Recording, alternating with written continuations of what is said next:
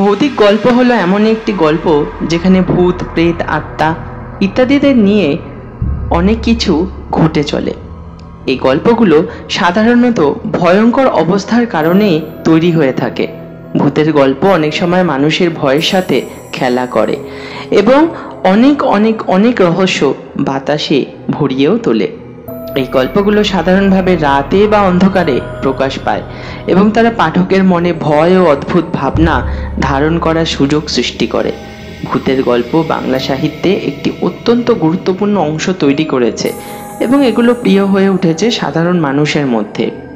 তাই অভিপ্সা আর strong desire চ্যানেলে আমাদের আজকের নিবেদন প্রখ্যাত লেখক শ্রী সুকান্ত দাসের কলমে আধার রাতে বাঁশ বাগানে। শুনতে থাকো তোমরা। কোথা থেকে যেন একটা রাত জাগা পাখি ডেকে উঠল।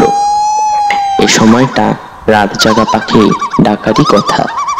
মাঝে মাঝে যে ঝিঝি পোকা কোথাও কোথাও ডাকে, কিন্তু আজ যেন ঝিঝি পোকার ডাক আর কোনো একটা অজানা কারণে শোনা যাচ্ছে না। রাতের অন্ধকারে হরিহর হেঁটে যাচ্ছিল ওই নরহরি গোসাইয়ের ডোবাটার এক পাশ থেকে। আজ সন্ধ্যের দিকেই তাকে যেতে হয়েছিল পাশের গায়ে। হরিহর কবিরাজ, তার বাবা ছিল এক কবিরাজ। তার ওষুধে কত মানুষের যে ভালো হয়েছে তার ঠিক নেই। বাবার পেশাই বেছে নিয়েছে হরিহর। তাই আজ সন্ধ্যের দিকে পাশের গ্রামের একজনের ডাকে তাকে যেতে হয়েছিল বাড়ি। ফিরতে ফিরতে বেশ খানিকটা রাত হয়ে গেছে। ও বাড়ির লোকেরা সঙ্গে আসতে চেয়েছিল, কিন্তু হরিহর তাদের ফিরিয়ে দিয়েছে। তার হাতে একটা লণ্ঠন আর আরেক হাতে ছোট বাক্সের মধ্যে তার ওষুধপত্র। নরহরি গোসাইয়ের ডোবা পর্যন্ত এসে একবার থমকে দাঁড়ালো হরিহর।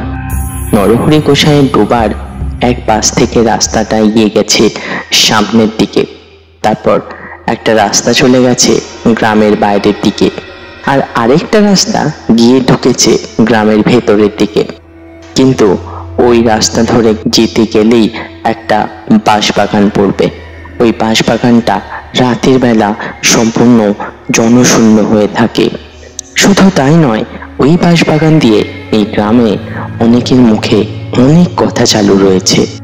অনেকেই নাকি ওই বাঁশবাগানের কাছে রাতের বেলা কাউকে দেখতেও পেয়েছে। সুখের কথা হলো এখনো পর্যন্ত এই বাঁশবাগানের কারো তেমন কোনো ক্ষতি হয়নি। হরিহর একবার থমকে দাঁড়িয়ে বাঁশবাগানের দিকটা দেখে নিল। রাস্তাটা সামনের দিকে সোজা গিয়েছে। বাঁশবাগানের বাঁশগুলো যেন নিজেদের উজাড় করে দিয়ে পথের ওপরে মাথা ছাউনি তৈরি করেছে। বাঁশবাগানটা নেহাতি ছোট নয়, বেশ বড়। টানা প্রায় মিনিট দুয়েক হেঁটে তারপর বাঁশবাগান পেরোতে হবে। হরিহর কিন্তু নেহাতি ভীতু নয়। রাতের বেলা তাকে এদিক ওদিক অনেক জায়গাতেই যেতে হয়, কিন্তু আজ ব্যাপারটা যেন তার একটু কেমন মনে হলো। এই ডোবাটার পাশ দিয়ে বাঁশবাগানের সামনে এসে দাঁড়াতেই বুকের ভেতরটা কোনো এক অজানা কারণে যেন ছ্যাঁত করে উঠল। হরিহর হাতের হেরিকেনটা একটু ওপরে তুলে ভালো করে চারপাশটা দেখে নিল। সামনের দিকে জঙ্গল মতো জায়গাটা পেরোতে পারলেই গ্রামের পথ। দিনের বেলা এই পথে আসতে কোনো অসুবিধা হয় না, আর পথটাও কিন্তু জঙ্গলে ভরা নয়। গ্রামের মানুষদের পাশের গ্রামে যাওয়ার জন্য এই একটা পথই রয়েছে, আর নরহরি গোসাইয়ের বাড়ির কাছ থেকে পথটা গেছে বলা যেতে পারে। সে নিজেও থাকে ওই ডোবার পাশে। গ্রামের একদম বাইরের দিকে তার ঘরটা, তাই হরিহর না চাইলেও তাকে ওই পথেই যেতে হবে। এই পথে সে কতবার এসেছে, এমনকি সন্ধ্যের দিকেও কতবার ফিরেও গেছে। কই তখন তো তেমনটা মনে হয়নি, তাহলে আজ এমন মনে হচ্ছে কেন? আকাশে চাঁদের আলো রয়েছে। মানুষের মন মানুষকে অনেক কিছুই আগে আগে জানান দিয়ে যায়। হরিহরকেও বোধহয় তার অবচেতন মন এই বিপদের কথা জানান দিয়েছিল, কিন্তু হরিহর তা বুঝতে পারেনি। হরিহর মনকে শক্ত করে হেরিকেনটা তুলে আস্তে আস্তে এগিয়ে যেতে থাকে বাঁশবাগানের দিকে। বাঁশবাগানটা খানিকটা পেরিয়ে এসেছে। এপাশে ওপাশে তাকিয়ে বাঁশ ছাড়া আর কিছুই দেখা যায় না। তার সামনের দিকে ছোট ছোট গাছপালা জন্মেছে, একটু দূরে একটা মজা খাল মতো রয়েছে। অন্ধকার বাঁশঝাড় আর ঝিঝি পোকার ডাক ছাড়া কোথাও কিছু নেই। হঠাৎ করে একটা ব্যাপার ঘটলো। হরিহরের মনে হলো এতক্ষণ ধরে যে ঝিঝি পোকার ডাক সে শুনতে পাচ্ছিল, সেই ডাকটা হঠাৎ করেই যেন বন্ধ হয়ে গেছে। আর ঠিক তখনই একটা মর্মর শব্দ হলো। হরিহর ভয়ে কিছুটা সরে এসে দেখতে পেল একটা বাঁশঝাড়ের থেকে বাঁশ নেমে এসে পড়েছে পথের ঠিক ওপরে। বাঁশটা এমন ভাবে পড়েছে যে হরিহরকে সেটা ডিঙিয়ে যেতেই হবে, তাছাড়া আর কোনো উপায় নেই। অনেক ছোটবেলায় হরিহর ঠাকুমার মুখে একটা গল্প শুনেছিল। আজ ঠাকুমার বলা সেই গল্পটাই মনে পড়ে গেল হরিহরের। বাঁশবাগানে ভূতেরা বাঁশ মাটিতে শুইয়ে রাখে, তারপর সেই বাঁশের উপর দিয়ে টপকে গেলেই বাঁশটা নাকি শূন্যে ওঠে। হরিহর দিনের বেলা হলে এইসব গল্প ছেলে ভোলানো বলে উড়িয়ে দিত, কিন্তু এই রাতে অন্ধকারে একাকী বাঁশবাগানের মধ্যে দাঁড়িয়ে তার বুকের ভেতরটা কেমন যেন কেঁপে উঠল। ঠিক তখনই কোথা থেকে যেন একঝাঁক শিয়াল ডেকে উঠল। শিয়ালের শব্দে হরিহর এতটাই চমকে গিয়েছিল যে ভয়ে দুপা পিছিয়ে এলো। ঠিক তখনই তার মনে হলো একটা অদ্ভুত শব্দ বাঁশবাগানের বাঁশগুলোর দিক থেকে আসছে, সাথে সাথে একটা দমকা হাওয়া হরিহরের মাথার উপর দিয়ে চলে গেল। হরিহরের মনে হলো বাঁশবাগানের ভেতর থেকে কোনো একটা বাচ্চা নাকি সুরে একটানা কেঁদে চলেছে, তবে কান্নাটা যেন কেমন একটা অদ্ভুত ধরনের, যেন কোনো একটা ছন্দ রয়েছে। আর একটু হলেই হরিহর ভয় পাচ্ছিল, কিন্তু একটু পরে হরিহর বুঝতে পারলো আসলে ওটা কোনো বাচ্চার কান্না শব্দ নয়, ওটা বাঁশের শব্দ। অদ্ভুত হাওয়ায় বাঁশটা চেপে চেপে এমন শব্দ করে ওঠে। হরিহর সামনের দিকে তাকিয়ে দেখতে পায় সামনে পড়ে থাকা বাঁশটা তখনও আগের মতো সেখানে রয়েছে। বুঝতে পারে না সে এবার কি করবে, সামনে গিয়ে যাবে নাকি পেছনের দিকে গিয়ে ওই ওপাশের রাস্তাটা ধরে অনেকটা ঘুরে গ্রামে ঢুকবে। কিন্তু ওপার থেকে গ্রামে ঢুকতে প্রায় ঘন্টাখানেক লাগবে, আর এই পথে গেলে মিনিট 10 মধ্যেই সে গ্রামে ঢুকে পড়বে। হরিহর একবার চারপাশটা ঘুরে তাকালো।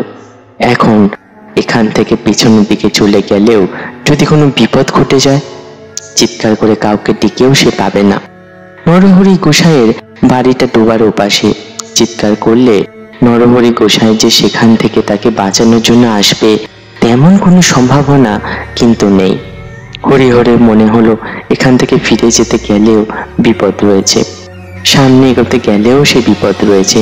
তাই আর কোনো কিছু না ভেবে সে এক পা বাড়িয়েছে। ঠিক তখনই মনে হলো ডান দিকে বাঁশবাগানের ভেতরে কি যেন বসে আছে। ব্যাপারটা মনে হওয়ার একটাই কারণ, একটা অদ্ভুত শব্দ ছাপিয়ে একটা কেমন যেন নিঃশ্বাস নেওয়ার মতো শব্দ শুনতে পেয়েছে হরিহর। তার হাতের লণ্ঠনটা একবার থরথর করে কেঁপে উঠল, যেন হরিহর ভয় পেয়েছে এবার। এত রাত্রে বাঁশবাগানের মধ্যে যে কোনো মানুষ থাকবে সেটা হরিহর ভুলেও ভাবতে পারে না। তাহলে কি? তাহলে এই বাঁশবাগানে যে ভূতের কথা শুনেছে সেটাই কি সত্যি? ঠিক তখনই বাঁশবাগানের দিক থেকে যেন কে যেন খিলখিল করে হেসে উঠল। তার হাসিটা বড়ই অদ্ভুত মনে হলো হরিহরের। ভয়ে কাঁপতে কাঁপতে একটা সিদ্ধান্ত নিয়ে নিল, যা কপালে থাকে দেখা যাবে। এই ভেবে সামনের দিকে এগিয়ে গিয়ে বাঁশটাতে যেই সবে একটা পা দিয়ে পেরিয়েছে, হঠাৎই ঘটে গেল একটা কাণ্ড। বাঁশটা যেন কোনো একটা অদ্ভুত মন্ত্র বলে সোজা হয়ে উঠে দাঁড়ালো উপরের দিকে, আর তার সাথে সাথে হরিহরের হাত থেকে লণ্ঠন আর বাক্সটা ছিটকে পড়ল। কোথায় যেন হরিহরের মুখ থেকে বেরিয়ে আসা একটা চিৎকার অন্ধকারে বাঁশবাগানের মধ্যে কেউ শুনতে পেল না। দেখ অজয়, এই ডোবা থেকে রাতের বেলা কে মাছ চুরি করে নিয়ে যাচ্ছে তা আমি বুঝতে পারছি না। তবে সকালের দিকে ডোবার আশেপাশে দু একটা মাছ পড়ে থাকে। জল না পেয়ে মাছ যেমন মরে যায়, তেমনি কিন্তু ডোবার উপর দু একটা জাল ছড়িয়ে রেখে দেখেছি, জাল যেন কেউ ছিঁড়ে ফেলে। এই চোরকে তো আমি ধরতে পারছি না। তোকে বাবা একটু দায়িত্ব নিয়ে আমার ডোবা পাহারা দিতে হবে রাতের বেলা। অজয় একটু মাথা চুলকায়, তারপর বলে, কিন্তু গোসাই বাবা, রাতের বেলা ডোবার ধারে পাহারা দেব আর যদি তেমন কোনো বিপদ ঘটে? আরে দূর, তুই তো সাহসী ছেলে, আর এসব কাজে মানুষের কাছ থেকে বিপদের কিছু নেই। সঙ্গে একটা বড় লাঠি রাখবি। যেই দেখবি ডোবার জলে কেউ মাছ খেতে এসেছে, অমনি লাঠি দিয়ে লাগাবি 2 ঘা, তারপর আমায় ডেকে আনবি। আর এর জন্য তোকে প্রতিদিন তো আমি টাকা দেব। একটু দেখ না বাবা, একটু দেখ না, তুই ছাড়া আর কার কাছে যাই বলতো? তা গোসাই বাবা, তুমি যখন এত আশা নিয়ে আমার কাছে এসেছো, তোমাকে তো আর ফিরিয়ে দিতে পারি না। কিন্তু রাতের বেলা আর ওই ডোবার পাশেই তো সেই বাঁশবাগান। নরহরি এবার একটু থতমত খেয়ে যায়। তারপর আর একটু এগিয়ে আসে, একটা টাকা অজয়ের হাতে গুঁজে দিয়ে বলে ফেলে, আরে তুই হরিহর কবিরাজের কথা বলছিস তো? ব্যাটা নির্ঘাত চোরের হাতে মরেছে। দেখিসনি তার হাতে বাক্সটা ছিল না? তার উপর লণ্ঠনটা ভেঙে চুরমার। নিশ্চয়ই টাকা পয়সা নিয়ে ফিরছিল, চোর বুঝতে পেরে পিছু নিয়েছে। আর তারপর অজয়ের চোখ দুটো ছোট ছোট হয়ে আসে, সন্দেহের চোখে তাকিয়ে বলে, তাহলে হরিহর কবিরাজের চোখ দুটো অমন ভয় পাওয়া ছিল কেন? তার মাথাটা কেউ যেন এক টানে ধর থেকে আলাদা করে ফেলেছিল। কিন্তু তারপরেও চোখ দুটো অমন ভয় পাওয়া হয়ে থাকবে কেন? চোর কি এমন কাজ করতে পারে? নরহরি এ কথার কোনো উত্তর দিতে পারে না। একটু আমতা আমতা করে কিছু একটা বলতে যাচ্ছিল, তার আগেই অজয় হাত তুলে বলে ওঠে, ঠিক আছে গোসাই বাবা, তোমার চিন্তা নেই, আমি তোমার ডোবা পাহারা দেব, কিন্তু তেমন কোনো বিপদ দেখলে কিন্তু পরদিন থেকে আমি আর যাব না। নরহরি যেন স্বস্তি পায়। আরো একটা টাকা আগাম অজয়ের হাতে গুঁজে দিয়ে বলে, তাহলে আজ সন্ধ্যাবেলা চলে আসিস ডোবার ধারে। রোদের তেজ কমে আসছে। অজয় বেরিয়ে পড়ে নরহরি গোসাইয়ের ডোবার উদ্দেশ্যে। তার ইচ্ছে একবার নরহরি গোসাইয়ের সাথে দেখা করে আসে। নরহরি গোসাই তাকে একটা বড় লাঠি দিয়ে যায়। তারপর সেই লাঠি নিয়ে ডোবার আশেপাশে ঘুরে বেড়াতে থাকে অজয়। মাঝে মাঝে ডোবার এক পাশে ছোট থাকার জায়গাটাতে বসে খানিকটা সে জিরিয়েও নেয়। বসে থাকতে থাকতে অজয়ের কিন্তু মনে হয় এই তো ভালোই কাজ। রাতের দিকে তার ঘুম খুব একটা আসে না। তার ঘুম পায় সেই সকালে। তারপর দুপুর পর্যন্ত ঘুমিয়ে উঠে বাড়িতে কিছু থাকলে খেয়ে দিয়ে সে বেরিয়ে পড়ে। কাজকর্ম করতে তার খুব একটা ভালো লাগে না।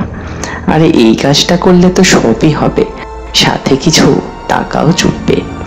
দিঘির ধারে বসে থাকতে থাকতে ঠান্ডা হাওয়ায় অজয়ের বেশ ভালোই লাগছিল। ওই ফাঁকা জায়গাটার একপাশে একটা ছোট মতো গাছ রয়েছে। ওখান থেকে নরহরি গোসাইয়ের বাড়িটা দেখা যায়। এদিকে আর বাড়ি নেই। নরহরি গোসাই এই ডোবাটা কার কাছ থেকে কিনেছে সেটা কেউ জানে না। তবে সবাই নাকি বলে ওটা নরহরি গোসাইয়ের বাবার আমল থেকেই ওদের। ওই ডোবাতে মাছের চাষ করে নরহরি গোসাই।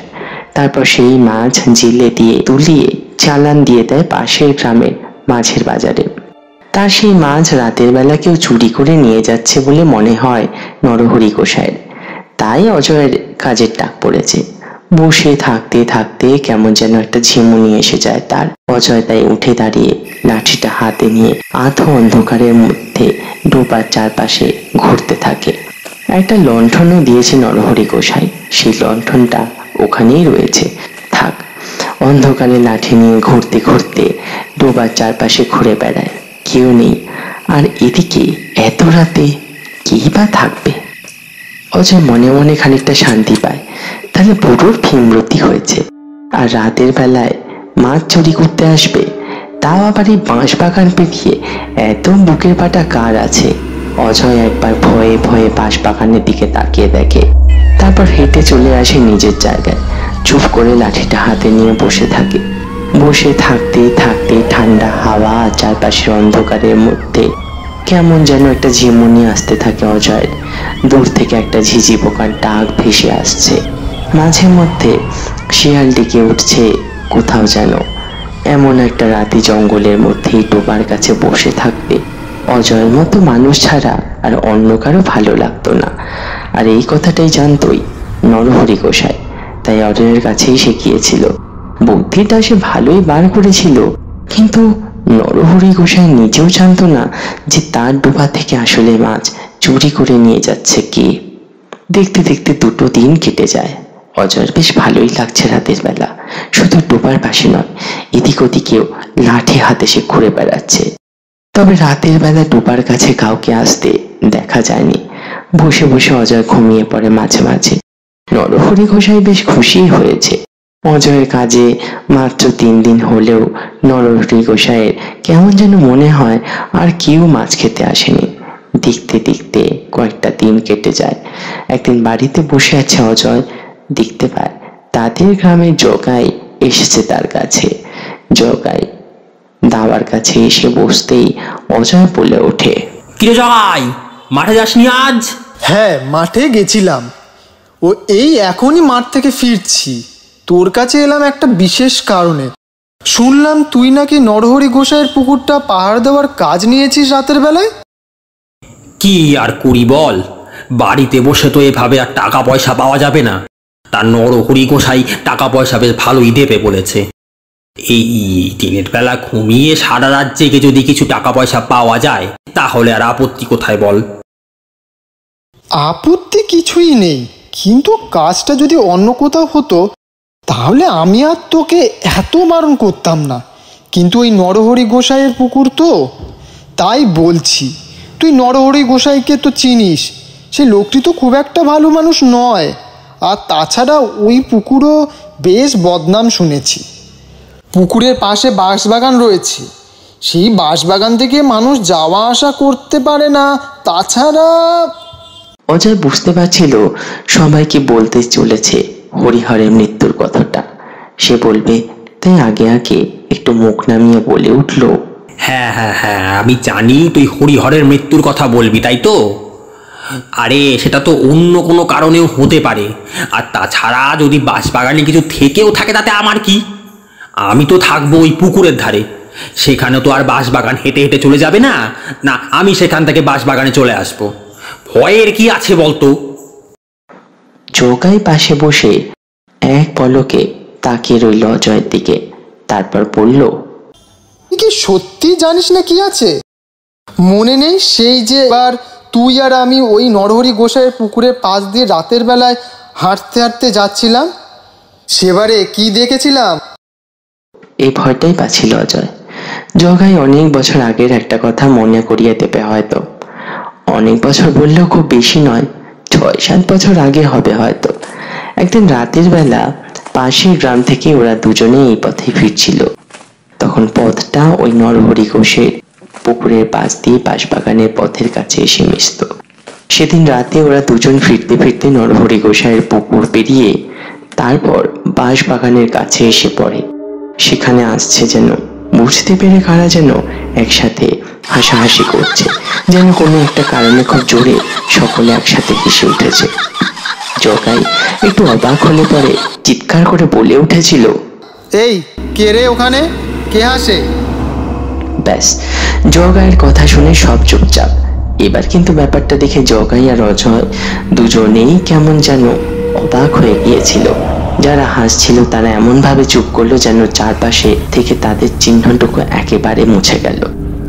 দুজনে অবাক হয়ে বাঁশবাগান থেকে বেশ খানিকটা দূরে চুপ করে দাঁড়িয়ে রইল। আর তখনই অজয়ের মনে হলো বাঁশবাগানের আশেপাশের অন্ধকারে জায়গাগুলো থেকে কারা যেন উঁকি মেরে তাদের দিকে দেখছে। কিন্তু জগাই একটু আগে চিৎকার করে উঠেছে বলে ওরা এক্ষুনি বাইরে বেরিয়ে আসে সাহস পাচ্ছে না। যেন মনে হলো আজও অন্ধকারের মধ্যে তাদের চোখগুলো ধকধক করে ঝুলছে ওদের দিকে তাকিয়ে।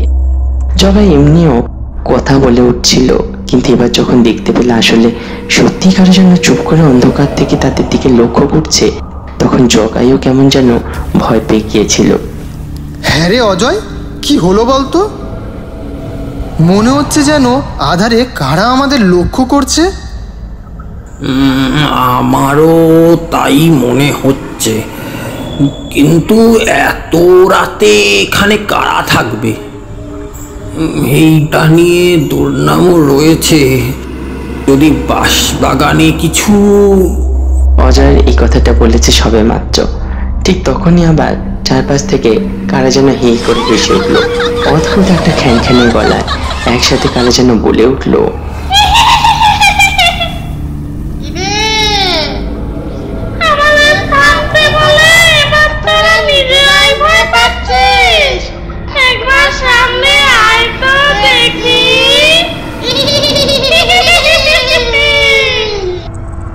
কথাটা শুনে ওদের দুজনেরই মাথা থেকে পা পর্যন্ত যেন বরফের মতো ঠান্ডা হয়ে গিয়েছিল। গ্রামের দিকে দৌড়বে এমন শক্তিও তারা হারিয়ে ফেলেছে। অজয় আর জগাই দুজনেই পাথরের মূর্তির মতো চুপ করে দাঁড়িয়েছিল। ঠিক তখনই মনে হয়েছিল বাঁশবাগানের পাশে লম্বা লম্বা বাঁশগুলোর কাছে একটা কালো অন্ধকার যেন আস্তে আস্তে ওদের দিকে এগিয়ে আসছে। মাটির দিকে চোখ পড়েছে, ওরা কেঁপে উঠছিল। মাটির উপর হামাগুড়ি দিয়ে বুকে হেঁটে যেন কালো কালো কতগুলো অন্ধকার এগিয়ে আসছে ওদের দিকে। আর তার সঙ্গে সে অদ্ভুত হাসি। কোনো রকমে কাঁপা কাঁপা গলায় অজয় চিৎকার করে বলে উঠেছিল, তোমরা কারা? কারা তোমরা? কারা তোমরা? কারা? সে কি? ওরা যে আমাদের থামতে বললে, জানিস না আমরা কারা? একবার দেখ আমাদের।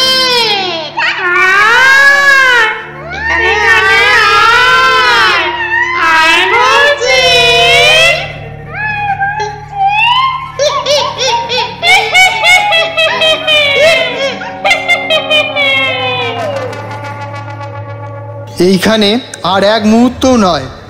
অজয় চল চল, এখনই এখান থেকে আমাদের পালাতে হবে। অজয় পাথরের মূর্তির মতো থমকে দাঁড়িয়ে থাকে। তারপরেও বেশ কিছুক্ষণ। যখন সম্বিত ফিরল তার, তখন দেখে জগাই তার হাত ধরে টানতে শুরু করেছে। দুজনে মানে জগাই আর অজয় দুজনে ছুটতে লাগলো। পিছনের দিকে ছুটতে ছুটতে পিছনের ওই বাঁশ বাগান, নরহরি গোসাইয়ের পুকুর সবকিছু পেরিয়ে পাশের গ্রামের পথ দিয়ে যখন তারা অনেক দূরে গিয়ে মাটির ওপর পড়ে, তখন দুজনেরই শুয়ে প্রচন্ড হাঁফ হচ্ছিল। সেদিনে গোটা রাতটা তারা পাশের গ্রাম থেকে আসার রাস্তাতে কাটিয়ে দিয়েছিল। বাঁশবাগান কিংবা তার চারপাশে আসা সাহস হয়নি। যাদের তারা দেখতে পেয়েছিল তারা যে মানুষ নয় সে কথা আলাদা করে বলে দিতে হয় না। তাদের হাতে একবার পড়লে আর রক্ষে থাকবে না। কথাগুলো হঠাৎ করেই অজয়ের মনে পড়ে যায়। জগাই এবার আস্তে আস্তে বলে ওঠে, সেদিনের রাতের কথা নিশ্চয়ই ভুলে যাসনি? গোটা রাত আমরা পাশের গ্রামের পথে শুয়ে বসে কাটিয়ে দিয়েছিলাম, সূর্যের আলো না ফোটা পর্যন্ত। ওই বাঁশবাগানের কাছে ঢুকতে পর্যন্ত পারেনি। আর তুই কি না একা রাতে ওই নরহরি গোসাইয়ের পুকুরের কাছে পাহারা দিস? সে অনেক বছর আগের কথা। এখন আবার ওসব হয় নাকি? ওসব কিছু হয় না। তাছাড়া আমি এই কদিন তো রইলাম ওখানে, কই কিছু তো দেখিনি। তুই এভাবে মানবি না। তুই নিজে যখন কিছু দেখবি তখন বুঝতে পারবি। ওই বাঁশবাগানের আশেপাশের দিকে দিনে মানুষ যেতে সাহস পায় না, আর তুই রাতে কোন সাহসে পুকুরের পাড়ে গিয়ে বসে থাকিস বলতো? অজয় কিছুই বলে না, চুপ করে থাকে। জগাই আরো কিছুক্ষণ বসে থাকে। এই কথা সে কথা বলে সে অজয়কে মানাবার চেষ্টা করে, কিন্তু অজয় যেন কিছুই শুনতে চায় না। একসময় বাধ্য হয়ে বলে, যখন কোনো কথাই শুনবি না তাহলে যা। তোর যখন এতই ইচ্ছে হচ্ছে যা গিয়ে মর ওখানে। সে রাতে আমরা দুজন মিলে ওই বাঁশবাগানে পার করতে পারিনি, আর তুই একা। জগাই উঠে হাঁটতে শুরু করে। এখান থেকে অজয় বলে ওঠে, তখন আমরা ছোট ছিলাম, তাই ওসবে ভয় পেয়েছিলাম। এখন আমি আর ভয় পাওয়ার লোক নই। জগাইয়ের মুখে একটা তার ছেলের হাসি দেখা যায়। সে পিছনে না তাকিয়ে তাকে বলে ওঠে, তোর বয়স বাড়লে কিন্তু তাদেরও বয়স বেড়েছে, সে কথা মনে রাখিস। কথাটা বলে জগাই আর অজয়ের কথা শোনার জন্য দাঁড়িয়ে থাকে না, এগিয়ে যায় নিজের গন্তব্যের দিকে। অজয় বেশ কিছুক্ষণ চুপ করে ভাবতে থাকে। বাঁশবাগানের দিকটা তো সত্যি খুব একটা ভালো নয়, যদি তার কোনো ক্ষতি হয়। কিন্তু শীতও থাকবে পুকুর পাড়ে, বাঁশবাগানে সে যাবে কেন? মাথার মধ্যে চিন্তা ভাবনা চলতেই থাকে। কিন্তু লোভ যে বড় বালাই। তাই সেদিন সন্ধেবেলা সে যথারীতি এসে দাঁড়ায় নরহরি গোসাইয়ের পুকুরের কাছে। এমনই একদিন রাতের দিকে ঝিমুনি লেগে এসেছিল অজয়। হঠাৎ করে ঘুমটা ভেঙে যায়। ঘুম ভাঙতেই প্রথমে অজয় তেমন কিছুই বুঝতে পারেনি। একটা আড়মোড়া ভেঙে পাশের লাঠিটা তুলে নিতে যাবে, ঠিক তখনই ডোবার দিকে তাকিয়ে দেখতে পায় জলের দিক থেকে কেমন যেন একটা শব্দ আসছে। নিশ্চয়ই নিশ্চয়ই তাহলে কেউ কি এসেছে মাছ চুরি করতে? অজয় হাতে লাঠিটা তুলে নিয়ে এগিয়ে যেতে থাকে ডোবার দিকে। ঘুমানোর জন্য ডোবা থেকে খানিকটা পিছনের দিকে সে গাছতলা এসেছিল। নিচের দিকে কালো মতো একটা কেউ যেন নেমেছে। অজয় এবার লাঠি তুলে চিৎকার করে ওঠে, এই কে রে? কে? এই কে ওখানে মাছ চুরি করতে এসেছিস? কে? চিৎকারে কোনো কিছু পরিবর্তন হয় না। জলের শব্দের সাথে সাথে একটা কচমচ শব্দ যেন হয়ে চলেছে। অজয় এবার কেমন যেন রেগে ওঠে। লাঠি হাতে ডোবার এক প্রান্ত থেকে আরো খানিকটা সামনে এগিয়ে গেছে। তখনই যেন ডোবার জলের কাছে বসে থাকা জিনিসটাতে সচকিত হয়ে ওঠে, দাঁড়ায়। আর সে উঠে দাঁড়াবার সাথে সাথে অজয়ের বুকের ভিতরটা কেঁপে ওঠে। যে উঠে দাঁড়িয়েছে তার শরীরটা মানুষের চেয়ে প্রায় 3 গুণ লম্বা হবে। আসলে ওই অদ্ভুত জিনিসটা ডোবার কাছে নয়, ডোবার উপরে মাটিতে দাঁড়িয়ে দাঁড়িয়ে মাথা নামিয়ে দুটো হাত নামিয়ে এনে জলের থেকে মাছ ধরে খাচ্ছে। এবার অজয় ভয়ে কাঁপতে থাকে, সে কাঁদতে থাকে। তার হাত থেকে লাঠিটা পড়ে যায়। দৌড়ে সে যে পালিয়ে যাবে তা সে ক্ষমতা নেই। পা দুটো পাথরের মতো জমে গেছে। অজয় ভয়ে ভয়ে সেদিকে তাকিয়ে রইল। তার একটু পরেই ওই যে লম্বা লম্বা কালো মতো জিনিসটা ডোবার পাড় থেকে এক পা করে এগিয়ে আসতে থাকে তার দিকে। তার হাতে তখনও ধরা রয়েছে একটা মাছ। মাছটা ছটফট করে চলেছে। একটা মিঠু গন্ধ আশেপাশে ছড়িয়ে পড়তে শুরু করে। অজয় ভয়ে কাঁপতে কাঁপতে বলে ওঠে, কে? কে? কে? কে তুমি? কে? কে? কে তুমি? কে? কে? সেই কালো মূর্তিটা চাঁদের আলোয় সাক্ষাৎ মৃত্যুর মতো এগিয়ে আসতে থাকে অজয়ের দিকে। অজয় ভয়ে কাঁপতে কাঁপতে দুহাত দিয়ে তার চোখ দুটোকে ঢেকে দেয়। সে অন্ধকারে ওই কালো লম্বা ছায়া মূর্তি দুটো উজ্জ্বল লাল রঙের চোখ দেখতে পেয়েছে। হঠাৎ করে একটা অদ্ভুত ব্যাপার ঘটে যায়। একটা দমকা হাওয়া কোথা থেকে যেন ছুটে আসে। অজয় চারপাশে তাকিয়ে দেখে কেউ কোথাও নেই। তাহলে তাহলে একটু আগে অজয় যেটা দেখতে পেয়েছি তো সেটা কি ছিল? তার মনের ভুল? আর নাকি আলো অন্ধকারে সে ভুল দেখেছে? কিছু একটা গন্ডগোল হয়েছে সেটা বুঝতে পেরে অজয় পিছনের দিকে সরতে চাচ্ছিল। ঠিক তখনই তার দিকে না, তার থেকে খানিকটা দূরে কিসের যেন একটা শব্দ হয়। অজয় সেদিকে ফিরে তাকায়, কিছুই দেখা যায় না বলে ফিরে গিয়ে হাতের লণ্ঠনটা একটু বাড়িয়ে দিয়ে তুলে আনে। তারপর লাঠিটা এক হাতে বাড়িয়ে ধরে আর একটু সামনে এগোতেই দেখতে পায় একটা বেশ মাঝারি সাইজের মাছ ডোবার ওপারে পড়ে ছটফট করে চলেছে। তবে সেই মাছটার মাথাটা আর নেই। ঘাড় থেকে ল্যাজ পর্যন্ত মাটিতে পড়ে ছটফট করছে। যেন একটা ভয়ে আতঙ্কে অজয়ের হাত থেকে হেরিকেনটা মাটিতে পড়ে ভেঙে চুরমার হয়ে যায়। হাতে লাঠিটা কোথায় যেন ছিটকে পড়ে। আর ঠিক তখনই মাছটা লাফাতে লাফাতে যেন ছুটে আসতে থাকে তারই দিকে। অজয় পিছনের দিকে দৌড়াতে শুরু করে। নরহরি গোসাইয়ের বাড়ির দিকে যাওয়ার বদলে অজয় ছুটতে শুরু করে বাঁশ বাগানের দিকে। বেশ খানিকটা ছুটে এসেছে। তারপর মনে হলো মাছটা এখন আর তার পিছনে নেই। ঠিক এমন সময়ে একটা অদ্ভুত কাণ্ড ঘটে গেল। পিছনে মাথা না থাকা মাছটা লাফাতে লাফাতে তার দিকে ফিরে আসছে। কালো মূর্তিটা তাহলে কি ছিল? অজয় মনে মনে দিব্যি করে আজকের রাতটা পেরিয়ে গেলে আর নয় কাল সকাল থেকে সে আর ডোবা কেন, নরহরি গোসাইয়ের বাড়ির ছায়া পর্যন্ত সে মারাবে না। অনেকটা দৌড়ে এসে মাটিতে উবু হয়ে বসে হাঁটুর ওপরে দুটো হাত রেখে হাঁপাচ্ছিল অজয়। তার পরনে ধুতিটা পায়ের কাছে সামান্য জড়িয়ে গিয়েছিল, সেটা ঠিক করে নেয় সে। তার গোটা শরীর ঘামে ভিজে গেছে। এতটা দৌড়ে আসার জন্য অনভ্যস্ত শরীরে বড্ড খাটুনি হয়ে গেছে। তার মুখ থেকে লালা বেরোচ্ছে। অজয় মাটির কাছে বসে একতলা থুতু ফেলে শুকনো ঘাস পাতার উপর। তারপর উঠে দাঁড়িয়ে পেছনের দিকে তাকিয়ে থাকতে থাকতে এগিয়ে যায়। আর তখনই অজয় বুঝতে পারে দৌড়াতে দৌড়াতে মনের ভুলে সে ঢুকে পড়েছে বাঁশবাগানের মধ্যে। যেদিকে তাকায় সেদিকে খালি বাঁশবাগান আর বাঁশবাগান, আর রাস্তাটা সামনের দিকে চলে গেছে সোজা গ্রামের পথে। অজয় বুঝতে পারলো কত বড় ভুল সে করে ফেলেছে। এত রাতে বাঁশবাগানের মধ্যে যে একবার ঢুকেছে সে কখনো ফিরে যায়নি। কবিরাজের মৃতদেহটা অজয় দেখেছিল, তাই ভয় পেয়ে এবার পেছনের দিকে ছুটতে যাবে। হঠাৎই এমন একটা অদ্ভুত কাণ্ড ঘটে গেল। অজয় দেখতে পেল দুপাশে চুপ করে দাঁড়িয়ে থাকা বাঁশগুলো কেমন যেন অদ্ভুত ভাবে মাটির কাছে নুয়ে পড়তে শুরু করেছে, যেন তারা অজয়কে পালাবার পথ দিতে চায় না। অজয় চিৎকার করে উঠল। তার চিৎকারের সাথে সাথে গোটা বাঁশবাগান জুড়ে কেমন যেন একটা হাসির রোল উঠল। অজয় মনে হলো তার ঠিক পেছনে পা টিপে টিপে শুকনো বাঁশ পাতার মধ্যে দিয়ে কেউ যেন এগিয়ে আসছে তার দিকে। ঘাড়ের কাছটা একবার শিরশির করে উঠলো, কিন্তু এক ঝটকায় পেছনের দিকে তাকিয়ে দেখতে পেল কেউ না, কোথাও নেই তো।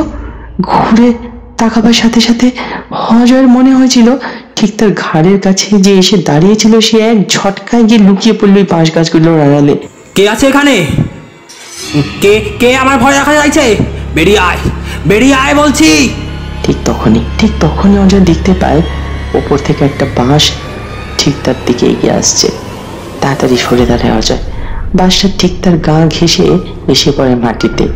আরো একবার একটা বাঁশের পতনের শব্দ শুনে অজয় সামনের দিকে তাকিয়ে দেখে সেদিকেও এসে পড়েছে আরো একটা বাঁশ। অজয়ের দুদিকে যাওয়ার রাস্তাটাই বন্ধ। ভয়ে কাঁপতে কাঁপতে অজয় মাটির উপরে বসে পড়ে। সে জানে এখন এই বাঁশ পেরিয়ে যেতে গেলেই তার বিপদ ঘটবে। থরথর করে কাঁপতে থাকে অজয়ের মাথা থেকে পা পর্যন্ত। বুকের ভেতরটা ভয়ে ঠান্ডা বরফের মতো হয়ে আসছে। আর তখনই হঠাৎ করে অজয়ের মনে পড়ে যায় ডোবার ধারে দেখতে পাওয়া সেই কালো লম্বা ছায়া মূর্তিটার কথা। তাহলে কি বাঁশবাগান থেকে সে ওই ডোবার কাছে গিয়ে মাছ ধরছিল? আর ঠিক এই কারণে কি অজয়কে আর টেনে এখানে এনেছে? আর ঠিক তখনই একটা হাসির শব্দ আবার শুনতে পায় অজয়। এবার বুঝতে পারে যেন বাঁশবাগানের আশেপাশ থেকে একসাথে অনেকে হেসে উঠছে। সে হাসির শব্দে অজয়ের কানে এসে ধাক্কা দিতে শুরু করলো। অজয় দু হাতে কান চেপে ধরে চিৎকার করে বলে, না না, আমায় ছেড়ে দাও, আমায় ছেড়ে দাও। দুটো চোখ বন্ধ থাকায় অজয় বুঝতে পারেনি যে কখন একটা কালো লম্বাটে ছায়া মূর্তি ঠিক তার পিছনে এসে দাঁড়িয়েছে। ভয়ে আর আতঙ্কে অজয় কাঁদতে শুরু করে। দুটো হাত দিয়ে সে নিজের মাথাটা চেপে ধরে যাতে সেই হাসির শব্দ মাথার ভেতরে ঢুকতে না পারে। সেই চেষ্টায় সে করে চলেছিল। ঠিক তখনই তার পিছনে এসে দাঁড়ালো কেউ। সেই কালো ছায়া মূর্তির দিক থেকে একটা শব্দ শুনতে পায় সে। শব্দটা শোনার সাথে সাথে অজয়ের চিৎকার যেন বন্ধ হয়ে যায়। মাথাটা ঠিক উল্টোভাবে তুলে সে পিছনের দিকে তাকায় আর দেখতে পায় একটা লম্বা ছায়া মূর্তি। তার মাথাটা গিয়ে ঠেকেছে একদম বাঁশ গাছের মাথা পর্যন্ত। তার লম্বা লম্বা কালো পা ঠিক অজয়ের পেছনে দাঁড়িয়ে। তাকে দেখতে পেয়ে অজয়ের মাথাটা পেছনের দিকে খানিকটা বেশি চলে গিয়েছিল। আর ঠিক তখনই ওপর থেকে শো শো শব্দের কিছু একটা নেমে আসে নিচের দিকে। অজয় বুঝতে পারে কালো একটা হাত নেমে এসেছে তার দিকে। সে হাতটা অজয়ের গলার মাঝখানটা চেপে ধরে, তারপর একটা হ্যাঁচকা টানে তুলে শূন্যে। বাঁশের উপরে পা রাখতে যদি বাঁশটা শূন্য হঠাৎ করে উঠে যেত তাহলে ঠিক যেভাবে শূন্যে সে ভেসে বেড়াতো ঠিক তেমনই ভাবে অজয়ও উঠে পড়ে শূন্যে। তারপরে বুঝতে পারে হাত দুটো তাকে চেপে ধরেছে। একটা হাত চেপে ধরেছে তার গলা, একটা হাত চেপে ধরেছে তার পা। ভয় পাওয়া চোখে চিৎকার করতে করতে অজয় বুঝতে পেরেছিল বাঁশ গাছের মাথা পর্যন্ত উঠে এসেছে সে। তারপরে একটা প্রবল যন্ত্রণা আর একটা হ্যাঁচকা টানে অজয়ের গলাটা মাথার ঘাট থেকে আলাদা হয়ে গেছে। অজয় বিস্ফারিত দুটো চোখ বেরিয়ে আসতে চায় বাইরের দিকে। যে লম্বা ছায়া মূর্তি তুলে নিয়েছিল অজয়কে, যে তার ধর আর মাথাটা ছুঁড়ে ফেলে সেই বাঁশ বাগানের মধ্যে। বাঁশ গাছের মাথায় ধাক্কা খেয়ে সেটা এসে পড়েছিল মাটিতে। তারপর রক্ত ছড়িয়ে পড়তে লাগলো চারপাশে। ঠিক যেখানে হরিহর কবিরাজের মৃতদেহটা পড়েছিল তার ঠিক পাশে পড়ে থাকে অজয় রক্তাক্ত মৃতদেহটা। ধরের কাছ থেকে খানিকটা দূরে দুটো বাঁশ গাছের মধ্যে আটকে থাকে তার মাথাটা। দুটো বিস্ফারিত চোখ তাকিয়ে রয়েছে মায়ের দিকে। দেখে মনে হবে যেন শুধু মাথাটাই চেয়ে রয়েছে পথ চলতি প্রতীকের দিকে। নরহরি গোসাই এসব কিছু জানতো না।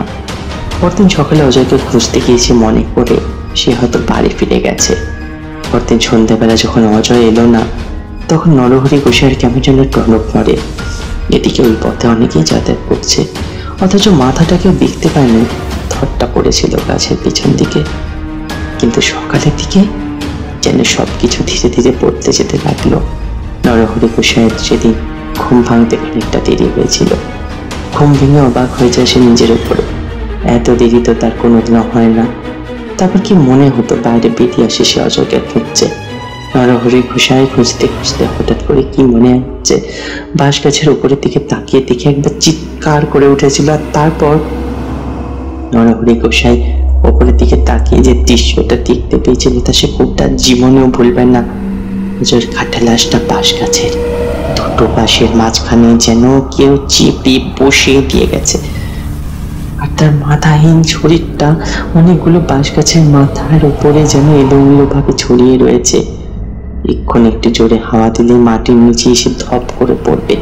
সেই মাথাটার দিকে বেশ কিছুক্ষণ তাকিয়ে থাকে নরহরি গোসাই, আর তার মনে হতে থাকে একটা অদ্ভুত অনুভূতি।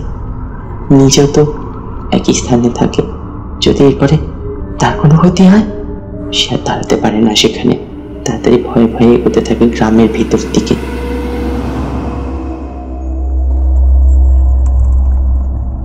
কেমন লাগলো আমাদের আজকের গল্প? ভালো লেগে থাকলে লাইক, কমেন্ট এবং সাবস্ক্রাইব করুন ও শেয়ার করতে কিন্তু ভুলবেন না। ভালো থাকবেন সবাই। এরপরে আবার কোনো গল্প নিয়ে আমরা আবার হাজির হব। ততদিনের জন্য নমস্কার।